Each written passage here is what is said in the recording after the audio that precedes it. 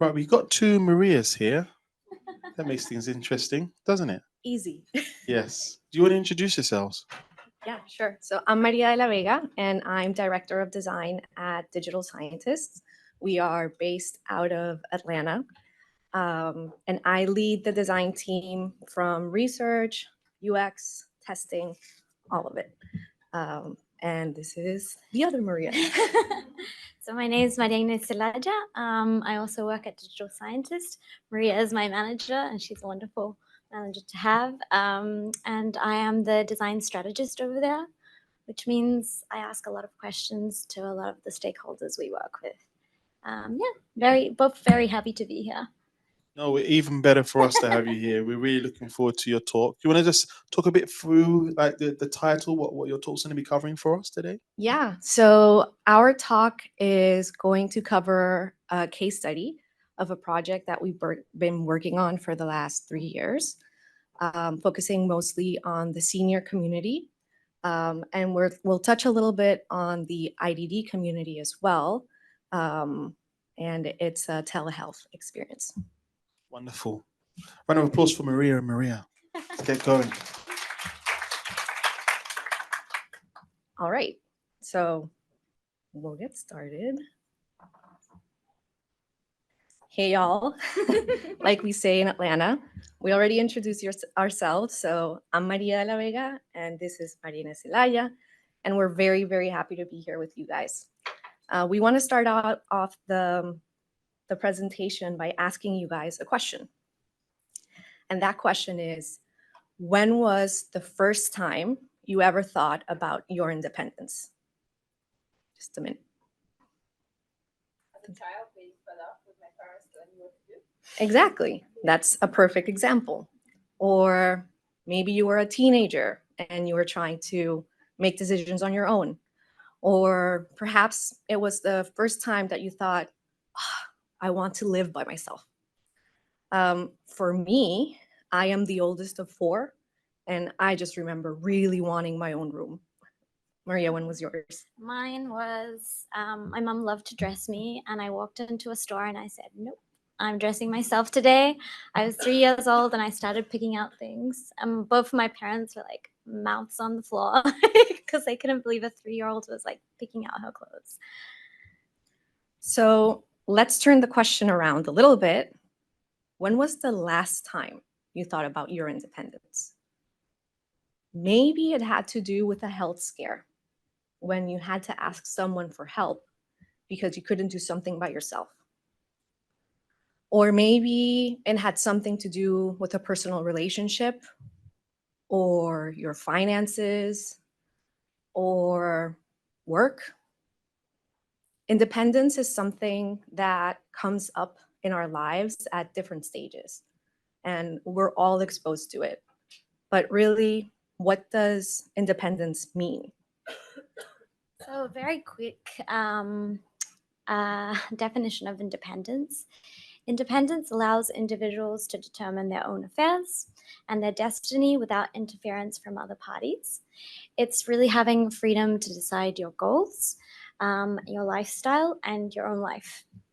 So let's look a little bit at independence in different stages of our lives. As we just said, it might be very different. So when we're a child, it's about learning how to ride a bike, maybe having the support of a parent be there to help you. When you're a teenager, maybe it's deciding what to do with your goals and what you love to do. Maybe as an adult, we have the privilege to buy our own homes and we get to learn how to decor it or how we want to show our own personal preferences within our home. And as a senior, we started asking our question around what did that mean? Is this doing things you love, like cooking, but having the help with someone else? Or is it just even getting up and walking every day, going for a stroll, which is something you might really like to do? So for the past 3 years, we've been asking this question: what does independence mean to you?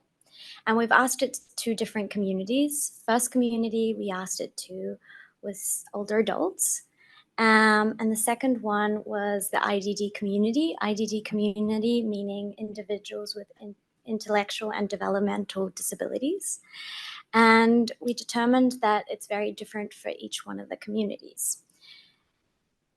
For the older adults, it's all about keeping independence. So how can I bring on tools that help me keep my independence and be independent for longer? And for the IDD community, it's all around gaining independence. How can my goals align for me to be the most independent individual that I can be? So for today, for the presentation today, we'll be focusing in on the context of older adults, just because that pilot study has finished and the one with the IDD community is ongoing. All right. So like we mentioned earlier, we work for Digital Scientists. It's a technology innovation firm based out of Atlanta in the US. And we help companies leverage technology to improve care. We do this by designing end-to-end software solutions and developing them, and also making sure that they solve complex problems and that they are informed by user insights. At the end of the day, we not only consult, but we also deliver the consultation that we offer to our clients. This means that we put together a ton of MVPs. So a few years ago, we had a client reach out to us because they wanted to build a remote patient monitoring application that could help older adults age in place. It was really interesting as a challenge because they are one of the biggest post-acute care providers in the US, and they have hundreds of independent living communities, advanced nursing facilities, and long-term care facilities across the whole country. So the challenge that they came to us was interesting because they really wanted to disrupt their business model. So this was an innovation project, and the question that they came to us with was, how might we help seniors live independently longer by helping them age in place, and so that they can stay at home for as long as they can, regardless of their income level. What we ended up designing was a tablet application that worked as a telehealth app and a concierge service. So with the push of a single button, and that's why it's so big on the screen, they could have access to a medical provider, or for someone to help them schedule transportation or ask for their groceries, or maybe just having someone that they could talk to. So this application initially lived on a dedicated iPad that had a very sturdy case that the seniors could place anywhere they wanted in their home. As our relationship with this client grew, we started expanding the ecosystem of products that supported it. So we didn't only have the senior app, we also had a care management platform where the operators, or care partners as we called them, and the providers could have an overview of who they were speaking with, and they could manage the call queue, they could manage the notes that they were taking for the different seniors that they were speaking with. So it served as a centralized location where they had access to all of the information that had to do with the senior. So we started with a telehealth app, and then we expanded to an end-to-end ecosystem of products. It covered B2C applications and B2B applications as well. So we had the seniors, the IDD population, and then all of the different stakeholders that were involved in the process. Eventually, our client realized that this tool would not only help them in the future, but it could also start helping them today, providing access to care to people that lived in very remote locations and that maybe they didn't have access to providers wherever they were. So we shipped, in the last 3 years, 7 MVPs. We had 3 pilot programs. And then during those 3 years, we had continuous continuous iterations all the time. So in order to do this, we had to leverage a ton of capabilities internally from our team, from product strategy to user experience to development, and then integration with third-party applications as well. Today, we're going to focus on the user experience portion of it, of course, specifically on our UX research capabilities and our facilitation capabilities. So how did we do it? We rooted our process in a very empathetic approach. We really wanted to understand what independence meant to the seniors that we were serving and how we could better help them. So this process was approached in different phases. The first phase, we really relied on secondary research. It's really important to note that when this project started, the pandemic was still happening. So we weren't going to have access to the people that were going to be a part of the pilot program until vaccination was complete. So while we waited, because our client had one of the independent living communities be the first pilot testing place. So we leveraged secondary research around demographic information and studies that were out there. We conducted competitive research as well to understand what applications were out there, how were they succeeding, how were they failing. And then when we finally had access to the seniors, we went in and did interview on ground. We interviewed around 30 seniors initially from the community. We went into their homes, sat down with them for an hour, made friends. They were very, very friendly and kind. And then after we had those one-on-one sessions with them, we did some prototype testing, usability testing with them. Because while we waited to have access to the senior community, we put together a prototype and actually developed it. So after that second phase was done, we had clear personas of who was in our program, and we were able to take it to the next phase. So during this third phase, we really wanted to understand how they interacted with the product and the service over a period of time. So we did diary studies, and we really wanted to learn quickly how they interacted with the app, if they had trouble onboarding. We wanted to know any problems that were coming up that we could take care of really quickly. And that was done through journals that we would pick up every 2 weeks. We had multiple ways to gather feedback, not only from the journals, but we had other methodologies as well. And after the studies were done, we held co-creation workshops. So during those 4 months, we started asking a ton of questions around the different persona types. And we started wondering if there were better ways for us to service each distinct group with different services. So we did a marathon of like 7 workshops in a week with them.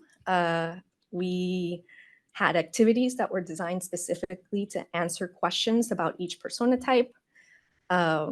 They were fun. Some of them got a little scary. But we learned a lot in those sessions, and you'll learn a little bit more in the rest of the presentation. And then the fifth phase was just continuing to roll out either new features or new services, onboarding new users, and continuing to expand the products in the back end that would help support the service that we were trying to deliver. So our approach is rooted in co-design principles and mindsets. And this was really important to us because we wanted to come in with a beginner's mindset. And this is really important to any designers, but me and Maria We're both called the same, but we have another thing in common. We're both from Colombia. And seniors and senior living facilities have a lot of stigma around our culture. It's more normal to see families taking care of elders.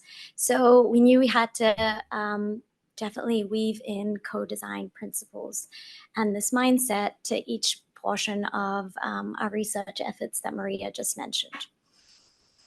So, sorry, what exactly is co-design? So this is the definition, the official definition, but if there's one thing you can take away from this, it's that co-design really builds in together the lived experience of the individuals that you're going to approach and the lived expertise of those individuals with professional experience. So you're coming in and seeing your stakeholders as your partners. So you're building this partnership as you go through the research efforts, and you're designing for and with the stakeholders and not only just observing them. Yeah, so let's look a little bit about how we accomplish that. So these are 4 co-design principles. As I go through them, I'm going to explain some examples of some activities that really worked very well for us, talking to our individuals and really gathering information from them. So the first one is shared power. So of course there are differences in power as when we came in, our company name is Digital Scientists. So a lot of these seniors thought we were going to come in robes and observe them as scientists. So when those differences in power are left unacknowledged or unaddressed, most of the time or some of the time, designers or product managers or leadership are the ones taking more influence over the decisions. So co-design is really about sharing this power and deciding what gets implemented. So an example of what we did was during the usability testing, we had paper prototypes. So even though we had everything set up to do a typical usability test, when the seniors came in, they came in a little bit scared. That was the first thing we saw. They felt that they might ruin the prototype if they touched it. They also felt like we might have some ageist ideas over them, so that they didn't understand the technology. So they came prepared to show us that they would. Some of them didn't understand the methodology, so they came with a notepad thinking that we were going to teach them how to use the technology. So in such scenarios, it's really crucial to step away and think about what you really want. So what we really wanted was outputs, and if this was going to work. So we printed out the prototypes and we gave them full responsibility to scribble where they wanted, to make things bigger, and that's how one of the main call button came to be so big, was because we had them, I really want to see this, and I don't only want it to say have a phone, I want it to tell me the action I have to do. So yeah, that was the first thing one of the things we did was to share power. Another one of the co-design principles is prioritizing relationships. So you talked about your father during your presentation. My mom always says you can't buy trust. It can only be earned. And the better your social connection is with your participants, the better the co-design process is going to be. And of course, the better the output is going to be, because they're going to share more things that maybe you weren't originally anticipating. So read the room is one of the things we did during our interviews. Really allowing yourself to be flexible with those questions. So sometimes as researchers or as designers, we have a planned out script and we really want to stick to it, but it's very important to have big Dumbo ears and really listen to what your participants are telling you, and adjust your script to build trust. So one example we have that we like to talk about was one participant. He was being very, very reluctant to all our questions. To our beautiful open-ended questions, he was just replying yes, no, until we got to a portion in the interview where we asked him about the technology use.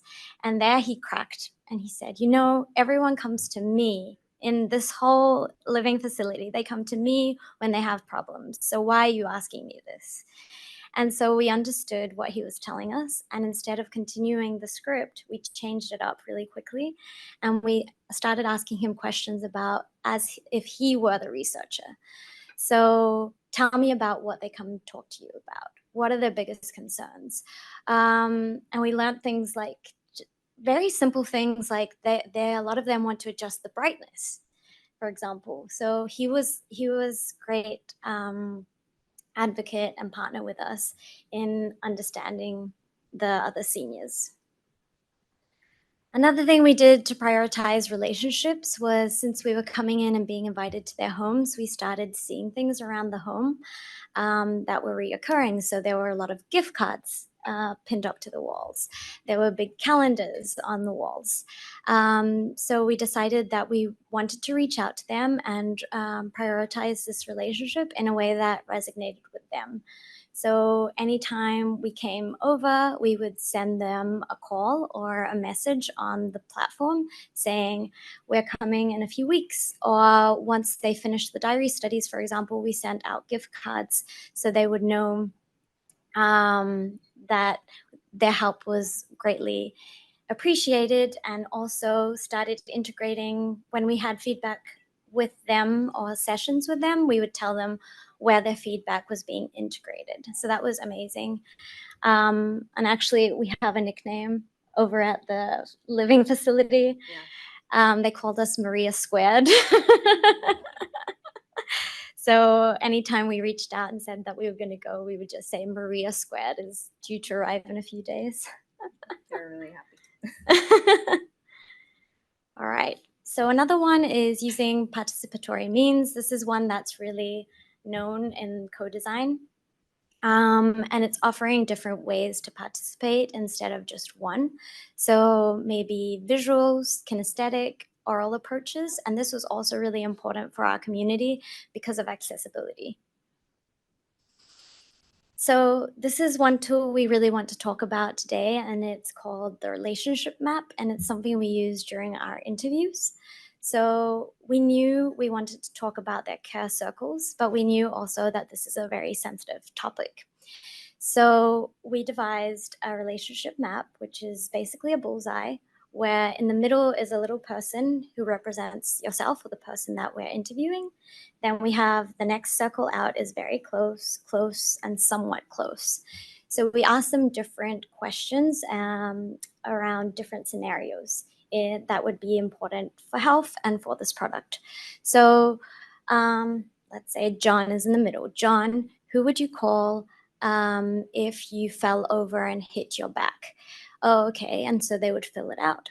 Then, John, what would you do if you had to take a life-altering decision like getting a surgery or needing some medical intervention? And then the care circle would change. So we asked a lot of questions and a lot of things.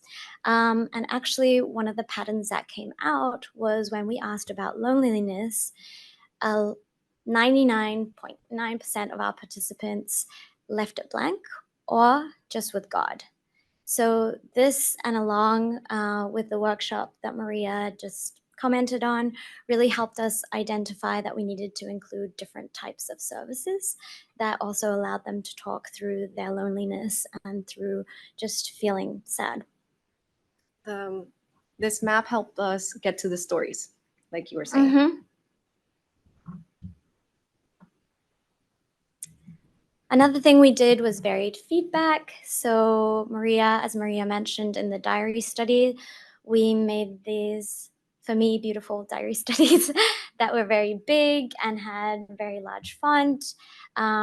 We made sure that they had little stickers and things that they could interact with. But also it was very important for us to have different environments for them to give us feedback. So we had someone with boots on ground, and in the front of her office, we pinned up some questions so they could go knock on her door, give her the feedback, or we had an anonymous box next to her office that you could put in your notes. So just really prioritizing this no judgment and trust and respect. Finally, building capability. So with enough time and care in co-design, it's really important to start building knowledge and new skills. And for us as designers and researchers to move from being experts to being more coaches and enablers and hosts. So really sharing that power and making sure everybody is sharing together. So a way we did this was during our persona workshops, we had an activity called True or False. So very simple activity. They had little paddle boards where one side said true and the other side said false. So we asked them different questions about the service. Hey, everyone, can you use this product to call your care partner if you're in an emergency? Everyone said true. So good. Next, we asked, hey, can you use the care provider if you need social help? So if you need to go out and book a car and get some groceries. Not everyone put up true. Some people put up false. And the people that put true, since we knew that this was something that they could do, we gave them the room and we gave them the floor to really talk to us about why this was true and how they had used the product. So they started promoting everyone to use the product in a different way that maybe they hadn't seen. And actually that week after the workshops, we had a really quick increase in the use, because a lot of them were really hesitant to use the product because they thought like, oh, similar to what you were saying, I don't want to be a burden. I only want to use it in case of an emergency. I don't really want to talk to someone and worry them with my problems. Alrighty, so just a quick recap of some of the exercises that worked for us. So we talked a lot about independence at the start, and we want to share with you what independence means to them. So if you just want to try, I don't want somebody else again. running my life. Okay. You think, what's the one thing that you think makes you feel the most independent? Just getting dressed and getting around here. I don't want somebody else running my life. Okay. I want to run my life. Oh, I can still do things on my own. There was a girl from home health. She called me. I said, I need help going to the bathroom, taking a shower, cooking. Oh, I don't know what else. Might not be cleaning. I don't know. I said, no, I can still do all that. Thank God, I can still do all that. So you talked about independence. What does that mean to you? It used to be highly important, but anymore, I faced the reality that I have limitations. I watch what I want to watch on TV.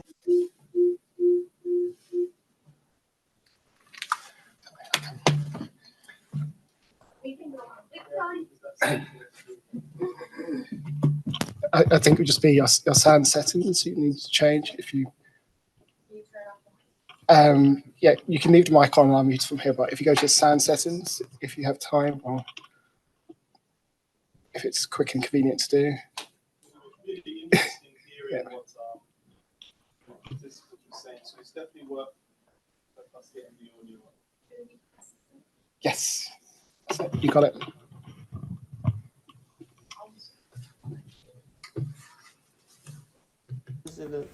Going to the bathroom, taking a shower, cooking. Oh, I don't know what else. Might not be cleaning. I don't know. I said, no, I can still do all that. Thank God.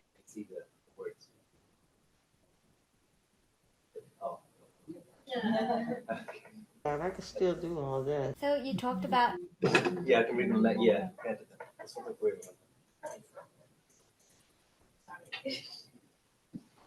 independence. What does that mean to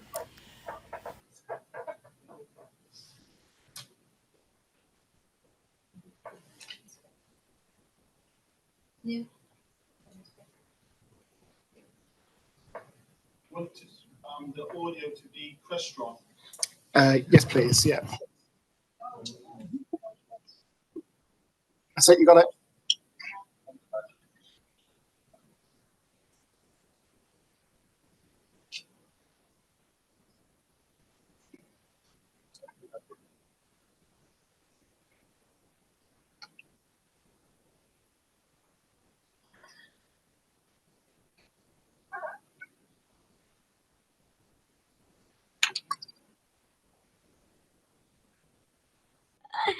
So as we saw and as you heard, there are a lot of various stages that different people are in and a lot of various types of independence. So the different types of independence helped us determine the personas that we saw within this pilot study. So I'm going to read through them, what they were, their 5 persona types. First, we have high risk. This is someone who has very fragile health that requires extensive help, support, and they normally have paid assistance. We have self-sufficient. So this is someone who's very active, very independent. They're usually in good health, but they have minimal family ties. We have cognitively impaired. So these are people who are maybe distanced from their families and right now are experiencing some memory loss or some confusion. Fraternal, these are users with significant health concerns, and they're very reliant on their caregivers and their family for support. Their family also helps them determine and decide from daily activities to very important life-altering decisions. And then we have social. This is someone who is very active within the community, the living community and out large. So they have a lot of friends and they're involved in a lot of activities and they're usually cared for by senior members of their family. And it's important to note with these persona types that they're also very fluctuating. So somebody who might be in the social group might in a few months become high risk or share traits from each one. And it's important to note that these were the personas from the pilot, not like every senior citizen out there, just for the study. Alrighty, so what were their views on independence? With the high risk, it's I do what I want when I want with the right support. For self-sufficient, it's I do what I want the old school way. So I want to take notes on this and I want to sit at the bank for a few hours, but that makes me feel really good. For the cognitively impaired, it's I'm looking after myself in small ways. For fraternal, it's I'm making my own decisions, but I have my family to support me as I take these decisions. And for social, it's I want to go out, be with my friends, and I want to use technology to make me feel more independent. So as we set out to design the service and the application, we decided that since independence was something that was so important to this specific group, we needed to find a way to give them moments of independence that would empower them throughout their whole journey once they were using the application. So it started from them onboarding to the program, them being able to talk with someone, for them to have the information that they needed to make the decision to be on the program, learning how to use the product. We had to give them enough space for them to learn and provide different methodologies for them to learn. And that was one of the insights that came out of the one-on-one interviews, was we really wanted to understand how they use technology currently and what applications they currently use that they found wonderful. Spoiler alert, it's the Nintendo Wii. They all know how to install it. Most of them had them in their apartments. They had tournaments, and they just loved that it was so easy and something that they could do. So giving them the opportunity to select the way that they learned. Some of them wanted to take notes, like Maria said. Some of them really wanted to be shown and then be able to repeat. So if they were that kind of person, just giving them the enough time so that they could repeat it as many times as they wanted so that they got it. Then there was deciding where the device was going to be. Initially, our client had the hypothesis that the device would live in the kitchen. But it turns out that their kitchens were super small and the counters were very, very cluttered. And the place where they spent the most time was in the living room. So they set up places for their iPad to stand, and they decorated it. Like they had like little mantles and they put things around it.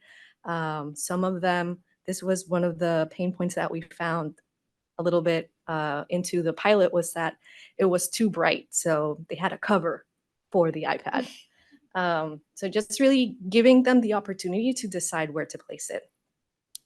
And the other thing was getting familiar with the services that we were offering. So initially they thought it was only going to be used for emergencies, so they were not clicking that button.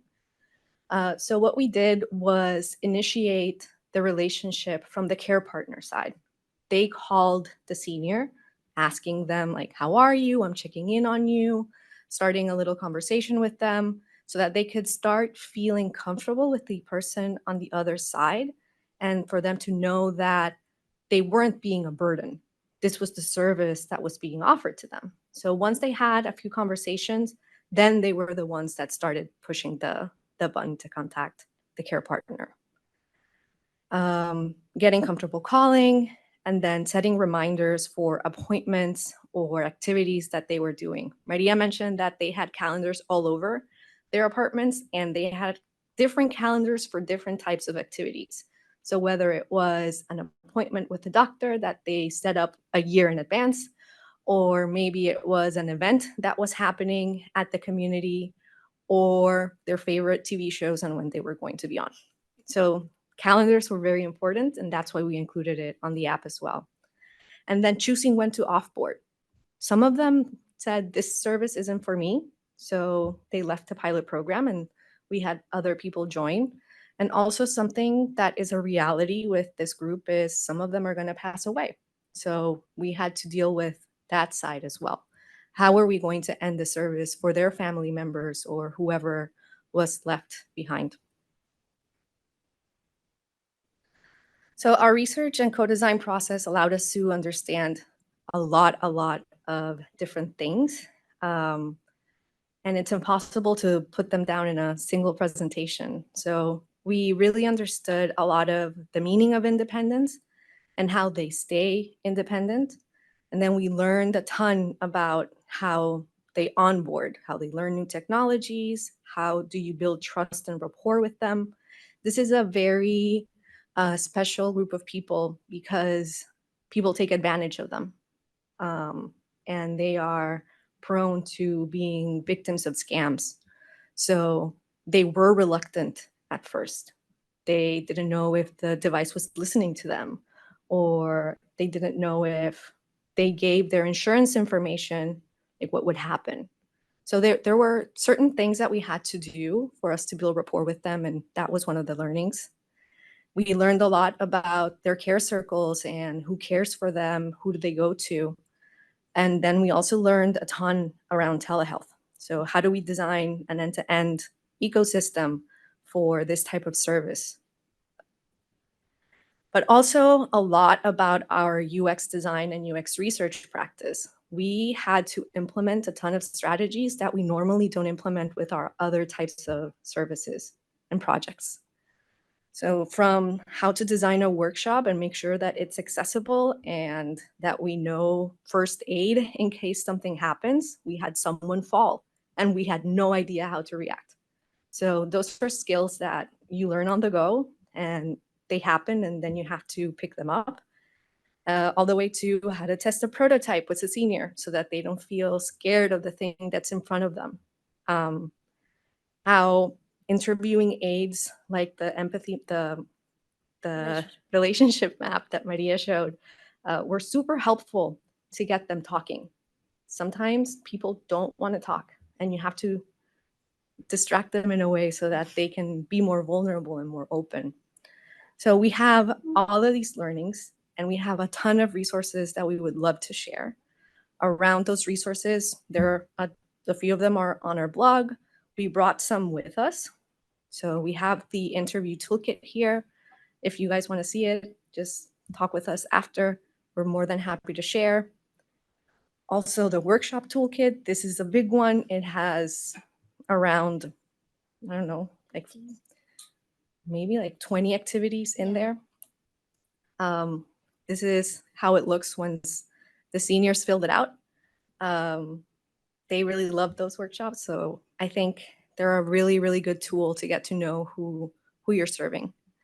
And then finally, the diary study journals. We have a couple of them here and the template as well if you guys want it. So thank you so much for bearing with us with the technical difficulties. We hope that you have enjoyed the conversation and the presentation, and connect with us. We'll be more than happy to talk afterwards. Thank you. Wonderful. Yeah, that was a really, really great talk. And don't worry about the technicals, of course. I'm not going to judge you for this. It's fine. But I've got time for one question because we're a little bit behind on schedule. Yes. I'm so excited to hear this presentation. Thank you very much. My own research is with elderly. But who are Oh, you? myself. Oh, I'm not important. I'm Angel Brown. You're here for me tomorrow morning. I'm going to be talking about kind of the future of these kind of things with VR and also AI. But I'm very excited to hear, particularly that they use Wii's. They don't use them here in my research. That never came up, but that's very exciting.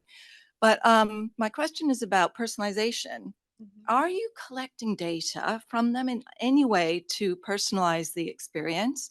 I'm just wondering, it seems like access to services, but how, you've got your personas, what's your strategy? So the personalization comes on the care partner side. So the person that's answering the call, once they hit the button, they have a profile of who is calling, and they have information around their emergency contacts, for example, their preferred grocery store, pharmacy. They understand, they know who their main provider is. They have all of the details. Oh, that's wonderful. And they yeah. also keep track of when was the last time that we called them or that they called us? Why did they call us? They were feeling lonely. Someone passed away. Like what was happening in their lives so that they could provide the best care for them. So an example that I really love is we had this person. She had recently lost her husband, and she was feeling very sad. And the sadness kicked in around 2 to 3 a.m. So she had no one to talk to, and she didn't want to bother like her daughter or friends or anyone because it was late. So one day she said, I'm going to hit that button, see if someone answers on the other side. And she did. And she talked for like 3 hours with another person on the other side who just listened, not necessarily giving any advice, but just talking. Being there, yeah. And the next day, that care partner reached out to our person on ground at the community and said, so-and-so called me. Do you have the option of putting together some sort of group in the community so that people that are in that same situation maybe have some support around each other? And they created a bereavement group. I don't know if that's the word. Yeah, English is not my first language. And it was a success. And that started based on the service that we were providing. Yeah. That's So wonderful feedback. they did have that level of personalization. Yeah, wonderful. Thank you. One more, actually, if there is another question. Yeah. If you can use the microphone. And you have to press the button. You have to press the button. Don't I? There we All right, go. there we go. Oh, okay, thank you. Yes, hi, I'm Missy Rude, and I am fellow SCAD graduate. That's why I'm saying hello.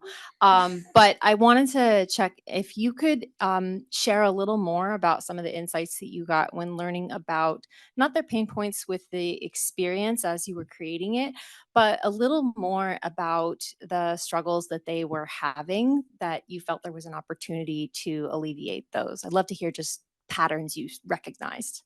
They were having trouble sometimes remembering appointments, making sure that they had been taking their medication. That was another issue. They just really struggled before the service. They really didn't want to bother people. So they stopped taking action on things that they needed to take action on. So going grocery shopping, like they would wait to the last minute when they had nothing to do their groceries, or going to the doctor because they didn't have anyone to take them. So a lot of the services that we offered were a lot in terms of preventative care as well, so that they could be proactive about their health in different stages. What other, Maria? Around technology, a lot of accessibility worries and a lot of accessibility issues. Seeing the text, not knowing what to do.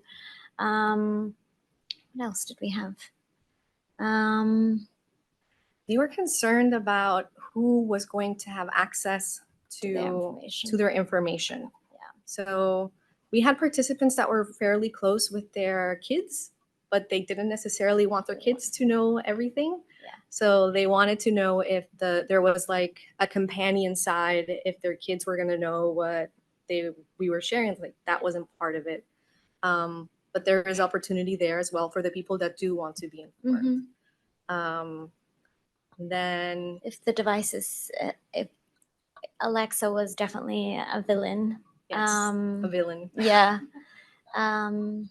They spend a lot of time watching news, so that also plays into a role into it because the news tells them a lot of things that they should or shouldn't do.